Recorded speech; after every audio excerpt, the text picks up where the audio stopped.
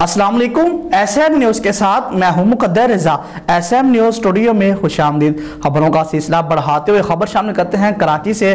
کراچی کے مختلف علاقوں میں 24 گھنٹوں کے دوران ٹریفک حادثات اور دیوار گرنے سے خاتون اور بچے سمیت 3 افراد جاں بحق ہو گئے۔ آپ کو بتاتے چلیں کہ نیوی کے افیسر سمیت 8 افراد زخمی ہو گئے۔ اسی حوالے سے بات کریں گے بیورو چیف ذوالفقار علی سے۔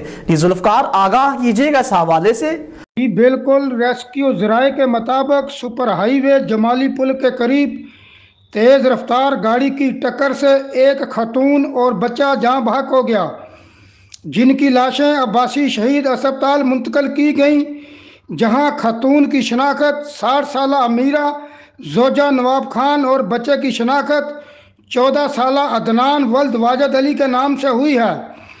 کورنگی دارالعلوم کے قریب ٹریفک حادثے میں 40 سالہ شخص جاں بحق ہو گیا۔ پولیس کا کہنا ہے کہ متوفی کی فوری شناخت نہیں ہو سکی۔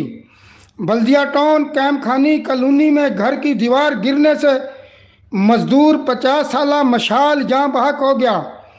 کورنگی نمبر 4 کے قریب ٹرک اور وین میں تصادم کے نتیجے میں 7 افراد زخمی ہو گئے، جنہیں سول اسپتال منتقل کیا گیا۔